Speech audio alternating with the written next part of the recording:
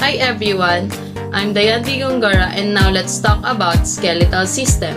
So what is skeletal system? Particularly in humans.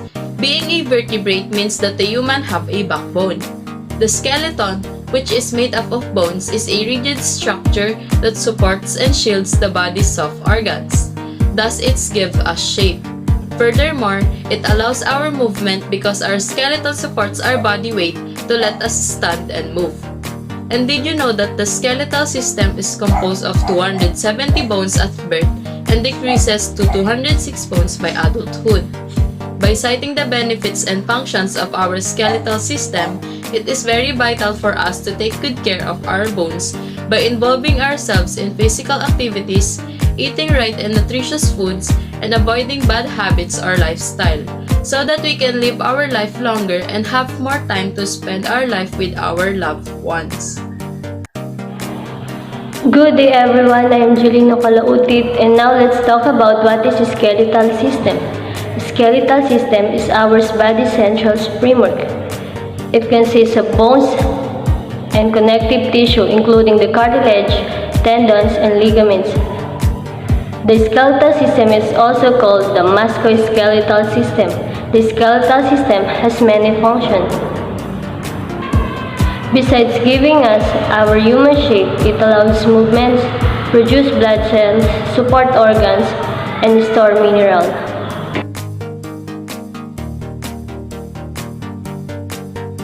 Muscular system is composed of special cells called muscle fibers. Muscle attached to the bones and internal organs or even in blood vessels. They are also responsible for movement. The integrated action of joints, bones, and skeletal muscles are produce obvious movement such as walking or running. In addition to movement, muscle contracts fulfill some other important function in the body. There are also three types of muscles. Number 1 is skeletal muscles. Number 2, cardiac muscles. Number 3 is the smooth muscles. When we say skeletal muscles, this muscle works with bones, tendons, and ligaments. Tendon attach the skeletal muscles to the bone all over your body. This also help us to support the weight and help us to move. The next one is cardiac muscles. These muscles line with our heart walls. It helps our hearts in terms of pumping blood that travels through our cardiovascular systems. The last one is the smooth muscles. These muscles lines the inside organ of our body, such as bladder, stomach, and intestine. Smooth muscles plays an important role in many body systems. It is also has special cells that is called cardiomyocytes that is responsible for controlling the rhythm of our heartbeat. What do muscles? Muscles play a role in nearly every system and function of the body. Different kinds of muscles help with breathing, speaking and swallowing, digesting food and getting rid of waste, moving, sitting still and standing up straight, pumping blood through the heart and blood vessel, pushing a baby through the birth canal as muscle in the uterus contract and relax. The 5 main functions of the muscular system are movement, support, protection, heat generation, and blood circulation. 1. Movement. Skeletal muscle pull on the bone, causing movement at the joints. Skeletal muscle pull on the soft tissue of the face, causing facial expressions. Movement caused by respiratory muscle enables breathing. 2. Support. Muscle of the body wall support the internal organs. As this muscle lose their tone, the internal organ of the abdominal pelvic cavity may bulge outward as seen in some individuals as they age. 3. Protection.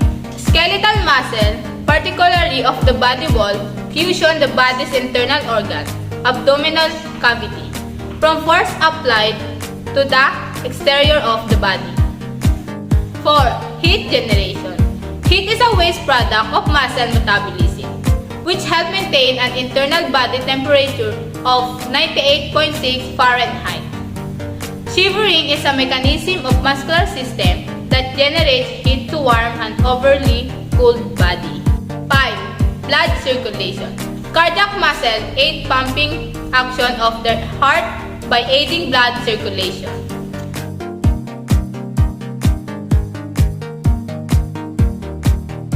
The great and mighty nervous system, or the brain as most of us call it. This feature distinguishes and sets the human species apart from the rest of creation. This ability is known as consciousness and intelligence. The basic purpose of the nervous system is to coordinate all the activities of the body. The nervous system is actually split into two parts: the central nervous system and peripheral nervous system. Central nervous system, or the CNS, includes the brain and spinal cord, while peripheral nervous system, or the PNS, includes all the parts of the nervous system except the brain and spinal cord. It is further divided into two components: the somatic nervous system and the autonomic nervous system. Somatic nervous system is a division of the PNS that includes all the voluntary efferent neurons. The SNS is the only consciously controlled part of the PNS and is responsible for stimulating skeletal muscles in the body, while autonomic nervous system is a division of the PNS that includes all the involuntary efferent neurons. The ANS controls subconscious effectors such as visceral muscle tissue, cardiac muscle tissue, and glandular tissue. First, let's look at the central nervous system. As most people know, the brain is found within the cranium or skull, and there are 6 main sections among the structures within it. These 6 sections are the cerebrum, cerebellum, diencephalon, midbrain, pons, and medulla oblongata. The first section is the cerebrum.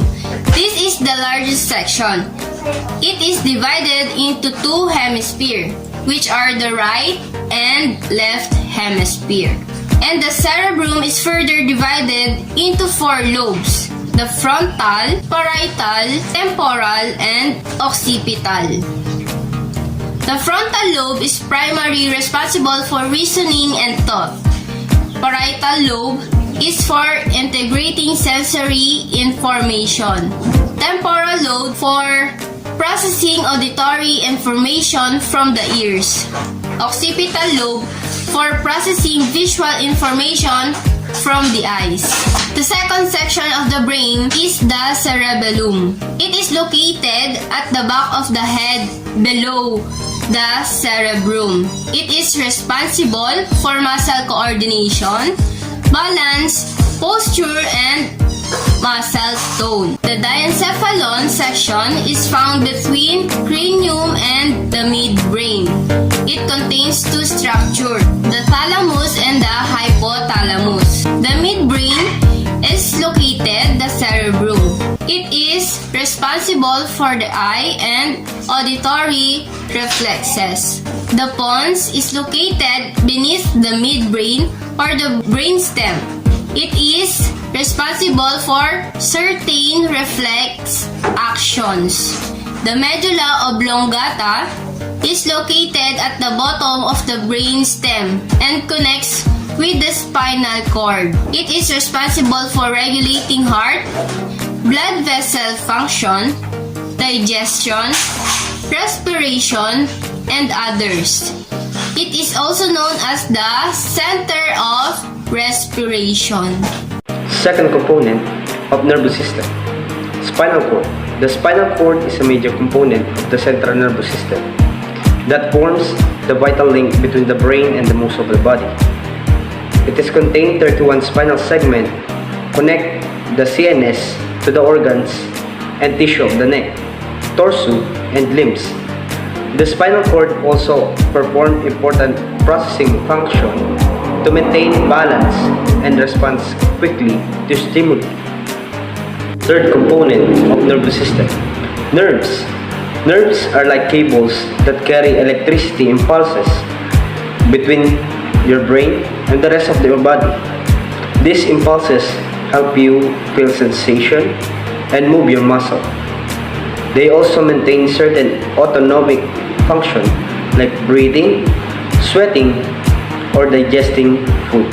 And also nerves are bundles of axons in the peripheral nervous system that act as information highways to carry signals between the brain and the spinal cord and the rest of the body. And lastly, the function of nervous system. The nervous system transmitted signals between the brain and the rest of the body, including internal organs. In this way, the nervous system activities controls the ability to move, to breathe, to see, to think, and many more.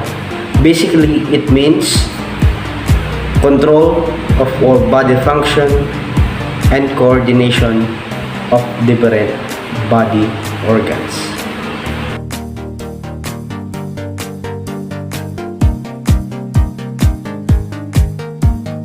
I'm Billy Joel Glenes from Math 101. Today I'll discuss the respiratory system. Respiratory system, the main job is to move fresh air into your body while removing waste gases.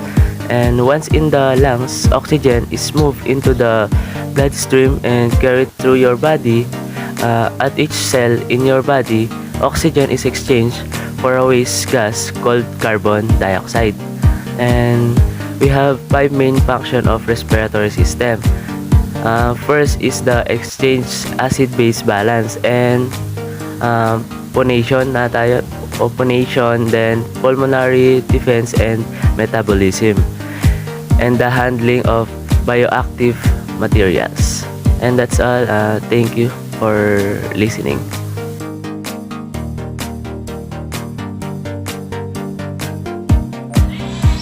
Hello everyone, so today let's talk about the cardiovascular system.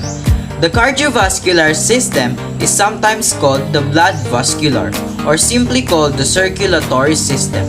It consists of the heart, which is the muscular pumping device, and the closed system of vessels called arteries, veins, and capillaries. As the name implies, blood contained in the circular system is pumped by the heart around the circular circuit of vessels, and it passes again and again through the various circulation of our body.